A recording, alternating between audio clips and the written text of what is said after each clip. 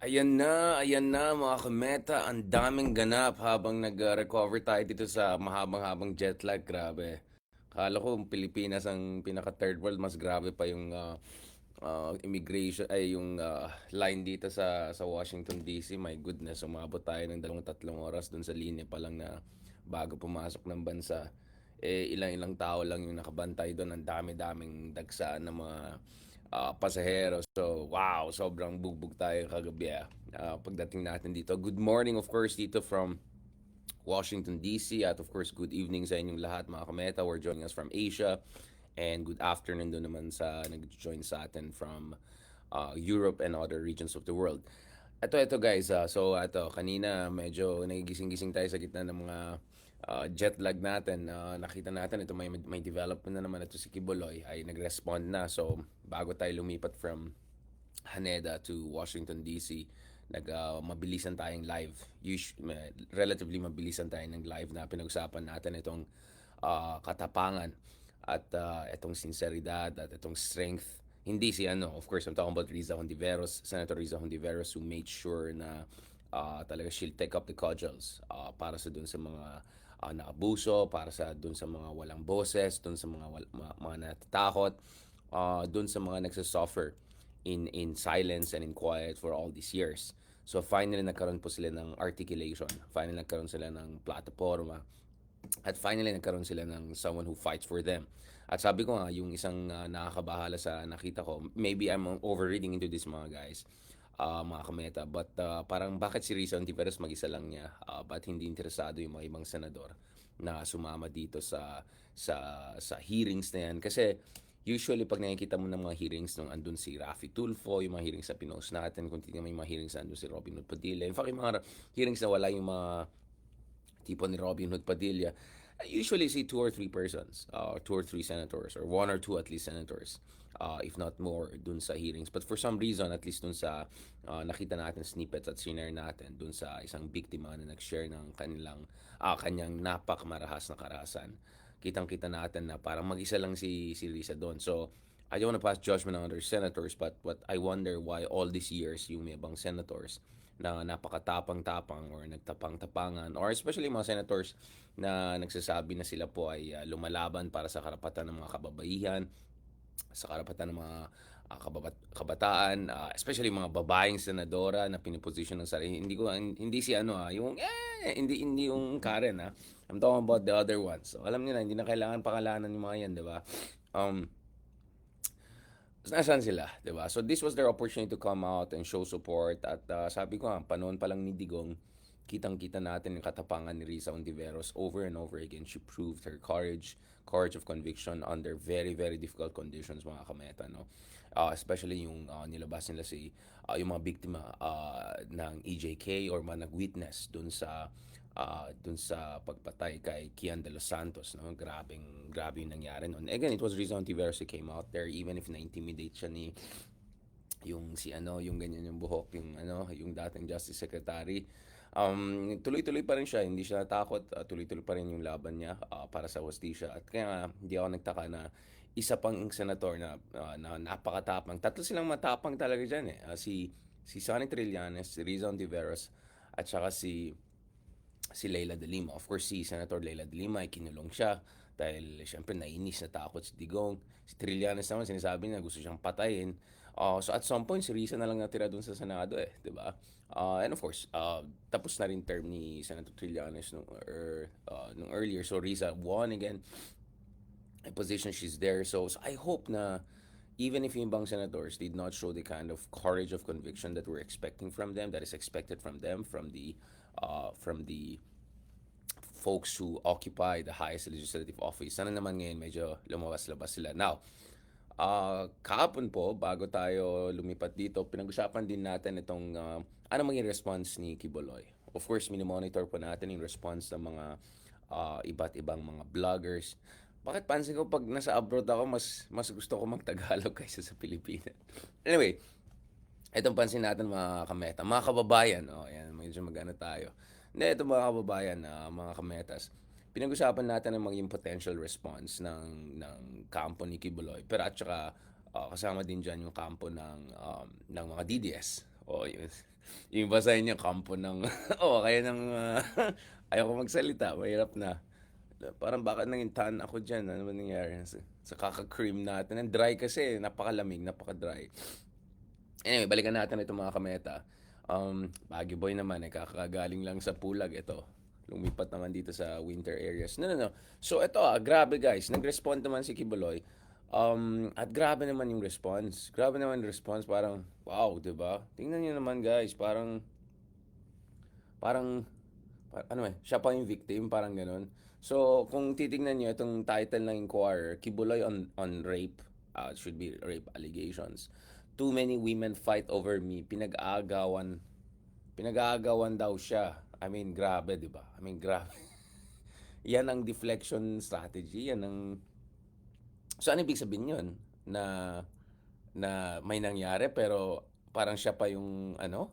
So this is very weird, but interestingly, we also had this very strong statement coming from different authorities, both Filipinos and international authorities. So sa isang banda, yung speaker, Martin Romualdez po of Leyte also denied that there was a conspiracy to pin down Kingdom of Jesus Christ leader Pastor Kibuloy, pero nag-urge siya na he comes clean and tries to explain, no. So sabi niya, we encourage Pastor Kibuloy to address these legal challenges through the proper legal channels and respect legal processes in place. Oh, of course, ito naman sa lower house, ito no, sa lower house. So now you're having both upper house and lower house pushing for this person of interest, if I can put it that way, to come forward and explain and respond at least, 'di ba? Medyo magpakita naman siya ng konting ano, 'di ba? Delikadesa and well, masasapi na talaga ito at pwede siya Senator Rizal Ontiveros warned na pwede siya ma-contempt kung hindi siya magpakita kasi may power ang Senado na file ng contempt laban sa'yo kung meron talaga silang basihan para tawagin kayo sa pinaka dun sa mga meetings nila. So, yung US Embassy po ay nag-release din ng statements na malaki yung pagkakumpiyansa nila na magkakaroon ng hostisya dito sa mga allegations, or at least I think as far as the US is concerned, hindi na ito mga allegations proven crimes na para sa kanila yon. So so pinost actually natin kanina, I just want to bring out the details. So US Embassy confident Kibuloy will face justice for his crime. So unang-una pag-usapan natin itong response ni Kibuloy, mga kameta. Bilisan natin, sorry kasi habol tayo dito sa mga meetings and talks natin. Umaga pa lang dito. Kung na agad. Ba't kung ano pop up dito sa ano? Okay, so si Apollo Kibuloy denied in a 36-minute video released dun sa kanilang, I suppose ito yung kanilang SMN. Sorry, minsan hindi ko masikmura panoorin yung mga kung ano dyan, kahit ang dami natin ang papanood, mga tatay videos, mga BBM videos, etc. Pero try ko panoorin yan. So meron siyang 30 minutes plus na mahabang video kung saan sinabi niya itong mga sexual abuse allegations made by former members of the Davao City-based Kingdom of Jesus Christ KGC ay walang basihan, no? Sabi niya he was being accused of sexual assault, pero actually sabi niya he rejected the women fighting over him. Sabi niya the women who were supposedly maligning him were suffering from what he called Potiphar wife syndrome. Oy, may napanot, parang bago to Ngayon ko lang nakita to. Ano to? Anong Potiphar's wife syndrome? Is this talagang may mo, medyo mayabang ako sa mga psychology medyo marami akong napag-aralan throughout the years, pero itong si wife syndrome. Okay, tingnan natin, napag-google tuloy ako. Potiphar's wife is a figure in the Hebrew Bible. She was the wife of Potiphar, the captain. Okay.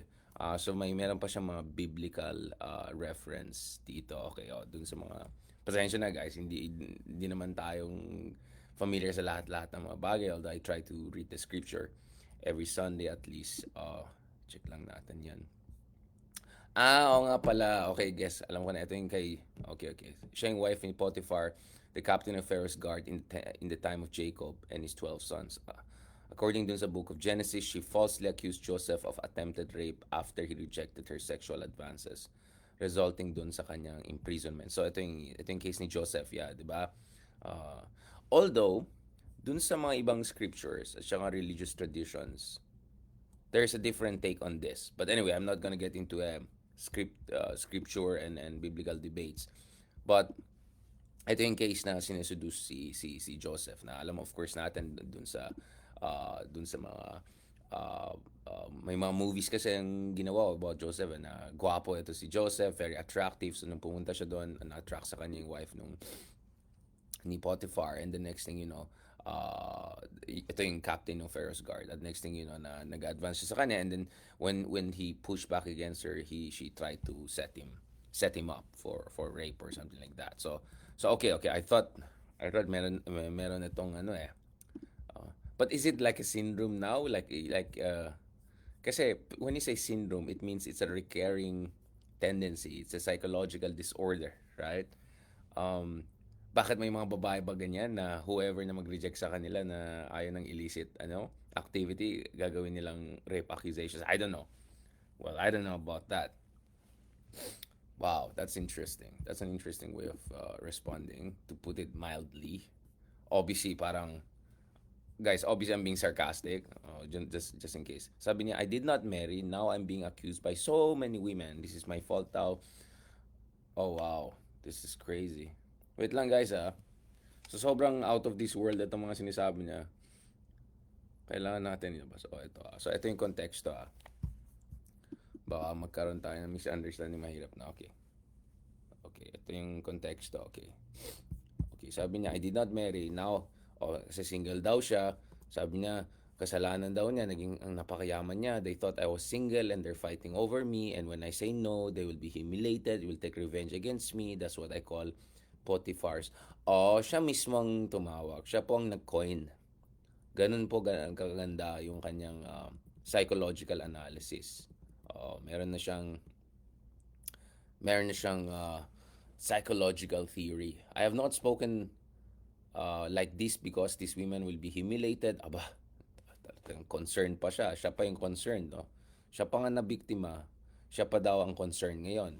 They're fighting. Pinag-awayan daw siya. It is difficult to say, but they're fighting because of me. Kasi, syempre, alam mo naman, siya ang, siya ang pinaka-may-ari ng lahat. Ano ba daw? Kung kumbaga sabi ng nung isa, kung ang Talyano po ay may-ari ng lahat ng ginto sa Pilipinas, ito naman ay may-ari ng lahat ng They called their parents and said they will become rich if this happens. They were humiliated. Now they're brought and are twisting the stories. So in response, okay.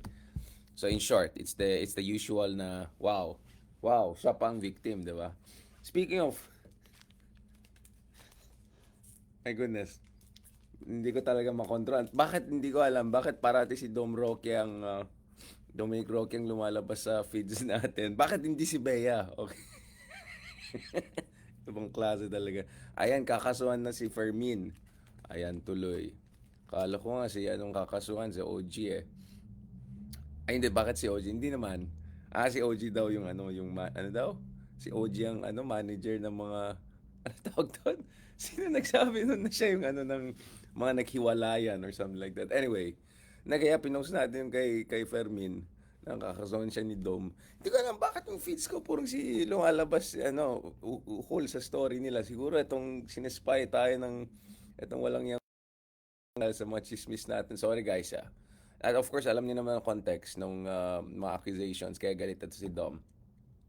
Kaya guys, panoorin niyo yung ginawa namin Marites vlog analysis, no, episode RRM with Ronald Llamas and Mark Gambo. Mas marites sila sa akin ka. Actually, makikita niyo diyan may mga parts na hands off na lang ako, bahala kayo diyan. Okay?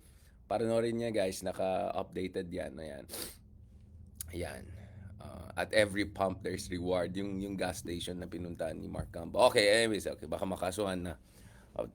Balik tayo dito sa topic na ito. Na ito guys, di ba? The reason na naalala ko yan. Kasi guys, di ba meron yung meme ni ano yung telenovela ba yan na nakaganon si Bea? Like, wow, parang siya pa yung victim, di ba? Di ba parang may mga characters na gano'n, yung mga Karen na Karen, sobrang Karen. Sila pa ang Karen. Sila yung nakakainis. Sila yung mga nangbubuli ng ibang tao. Tapos pag pinoint out mo, sila pa yung mali.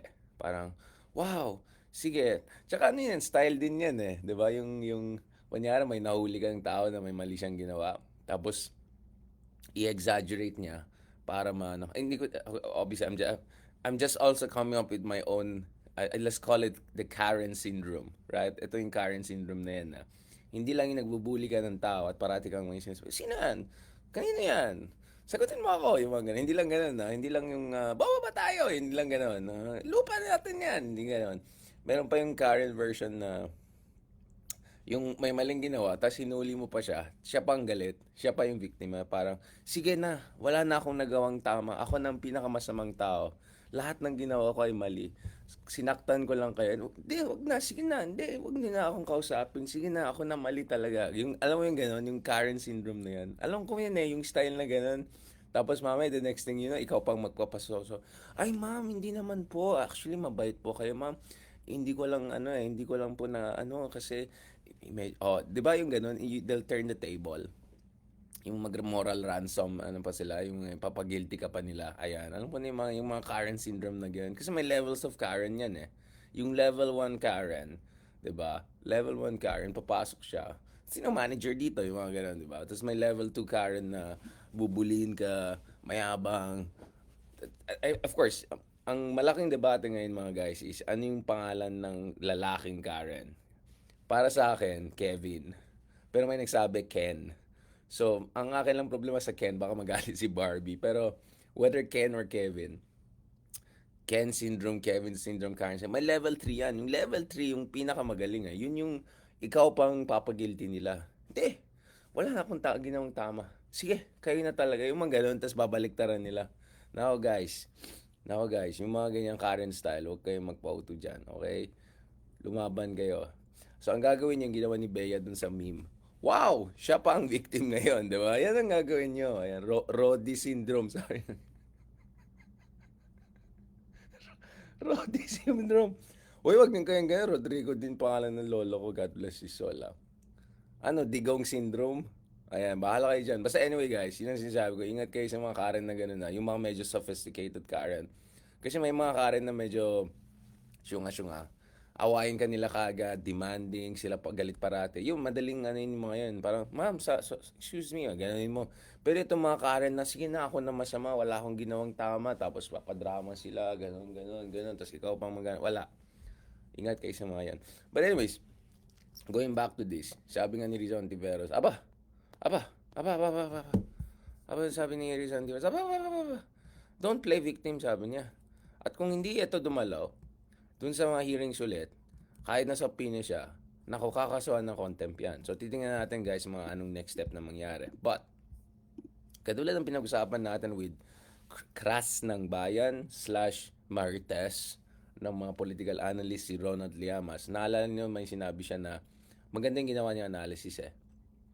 Ang ginawa niya, distinguish niya yung ICC from FBI. Kasi sabi nga natin, pagdating sa ICC, ito yung isa international body, intergovernmental body. So, may mga limitation talaga siya pagdating sa kanyang mandato at definitely sa kanyang enforcement capacity. Pero dito kasi, sa kaso ng beshi niya, na taga Davao na beshi niya, ito po kasi, iba eh. Ito po kasi ang pinag-usapan dito guys, FBI to. Tsaka mga crimes committed dito sa Amerika. So, medyo mabigat-bigat ito. At nagkaroon ng statement ng US Embassy ngayon na talagang in-emphasize nila na there will be some sort of justice here. So kung ang drama dito ng isa is siya pang victim ng yung mga babae, ang drama ng isa na kinakawawa siya ng ni alagad ni BBM, yung mga ganon. Well, ito ay medyo mas mahirap na kalabanin niya dito. Ayan na. Ewan ko na dyan sa mga kulto syndrome. Bahala kayo dyan. Di ako no comment. Wala akong sinasabi, guys. Wala akong sinasabi. Ang sinasabi ko lang, ingat kayo sa mga Karen. Nasa dulo, ikaw pang masama. Wow, siya pang victim, di ba? Anyway, mag-update din tayo kay Fermin, kay Madam Fermin, as soon as meron tayo. As soon as my statement siya. I'm sorry, guys, pero, I mean, how should I put it? It's just so ridiculous. I don't know what emotions I can have about this, di ba? I mean, honestly, iyak na tayo. Kasi, nakakalungkot tong bansa natin, guys. Ayan, nasipon na tayo. So, dumaan kasi sa Alaska. Nakakalungkot kasi yung nakakalungkot na sa ganitong panahon guys, sa 21st century, meron tayong situation na marami mga kabataan, marami sa ating mga kababayan, napapasok kung saan-saan dahil sa desperation nila, dahil kailangan nila ng scholarship, dahil kailangan nila ng upward mobility, dahil kailangan nila ng a little bit support, scholarship. The next thing you know, ito, sinabi ng Biblia, di ba? Talagang ingat talaga tayo sa mga false prophets. And you know, sheep's, wolf in sheep's clothing, mga ganyan, di ba? Wala akong sinasabi. Wala akong sinasabi ko lang in general. Kung totoo man mga ito, nakakalungkot talaga kasi kung tignan mo yung mga accusations, it's just so heart-wrenching na yung ating mga kababayan, a lot of them, very young, have to go through all sorts of different, very exploitative and humiliating experiences. But as far as the Philippines is concerned, this is still an investigation. These are still allegations. But as far as the US is concerned, meron para sa kanila, medyo alam na nila what's happening here. Kaya nasa FBI most wanted list na itong person of interest na to. So, ang United States Embassy recently nag-express sila ng kumpiyansa na magkakaroon ng hostisya dito, no? Especially dun sa mga nabiktima sa Amerika. Napasok sa kay sorry, malamig pala kasi dito kaya pala sabi ko saan galing. Ayan tuloy. Alis na ako kasi may meeting na tayo, may mga talks na ako dito. Akala ng iba maglalamierda lang ako lakwatsa, hindi po pang lamierda lakwatsa itong Washington DC, pang ano lang talaga dito, mga talks and analysis lang. Anyway, sabi ng Embahada ng Amerika, kasi kahapon yung kasama natin sa Uber, Peruviano, so nag-Espanyol. Anyway, we're confident that Kibuloy will face justice for his heinous crimes. Questions about legal proceedings should be directed to the U.S. Department of Justice and the U.S. Embassy. So, ang position ng U.S. is very clear. Crimes have already occurred, and it's just a matter of making sure this person of interest is brought to justice. Ayon sa U.S. Embassy, may basihan na itong tao na ito ay nasa most wanted list ng Federal Bureau of Investigation, and that he is allegedly involved in serious human rights abuses such as systematic rape. For more than a decade, ayon sa US Embassy, itong person of interest has engaged in serious human rights abuses, including a pattern of systematic and pervasive rape of girls as young as 11 years old. My goodness. And he's currently on the FBI's most wanted list. Kaya nga tanong ko, bakit may mga 11 years old? I mean, again, kung totoo man ito, bakit may mga bata?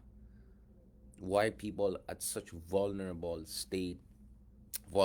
age, or even in that world to begin with?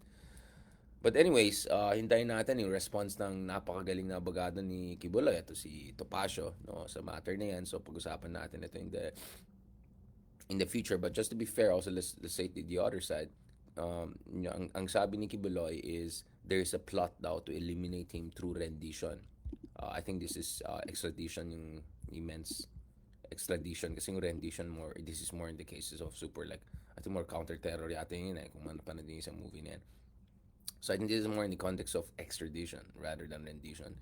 Sabi ni Kibuloy na meron siyang reliable sources ng US governments, agencies are eyeing to conduct rendition name instead of okay, ang sinasabi niya, dadaputin siya na kukunin nila sa dalin nilang ganon. They allegedly no longer want extradition. Ang sabi na, ito yung sinasabi ni Kibuloy, gusto nila with the help of Marcos Jr. and First Lady, they plan to do a rendition. It's not only rendition but also elimination. Possible pwede nila akong i-assassinate. Grabe na to, okay? Apparently, mayroon para bounty sa kanya, $2 million, guys. 110 million pesos ito, 112 million pesos kung mga 56 pesos exchange mo yan sa tabi-tabi. So, wow, this is escalating. So, sabi ko nga, katulad ng sinabi ko, gagawin nilang conspiracy theory, yan ang ilalabas nila. So double victim siya. Victim siya ng mga babae na fighting over him, kasi nga, di ba, alam natin. And second victim din siya ng isang conspiracy, grand conspiracy between the US government daw and the Marcos administration daw. So, double victim siya. For me, the interesting thing here is, maging eto rin ba yung linya ng the bigger DDS and Pro Duterte machine, right? Because I think that's where things can get very interesting. Or whether ididikit ito dun sa issue ng ICC, because I'm sure ilalabas din nila yung ICC ay binibiktima din sila. So these are some of the interesting angles that you have to look at. But in the meantime, yun lang guys. Kaya pag-usapan na lang natin si Fermin and all, kasi nakakalungkot itong topic na ito to be honest. Nag-change topic na lang ako kasi nasa stress tayo sa topic na ito. Grabe, di ba? Kung totoo itong mga allegations na ito and all. But in the meantime, stay tuned. Hopefully mag-catch up tayo soon. Marami tayong pag-usapan. So thank you very much sa lahat ng mga nagsusuporta sa atin, nagmamahal sa atin. Tuloy-tuloy lang ito. Please continue to support our channel and subscribe to us. Like, follow, stars dun sa podcast, dito sa Facebook. And please also dito sa YouTube. Subscribe lang, libre lang mag-subscribe para makuha natin yung 100K kaagad soon. Hindi pera, yung subscription. Subscribe lang para makuha natin verification and all of that. So I really appreciate it. God bless and talk to you soon.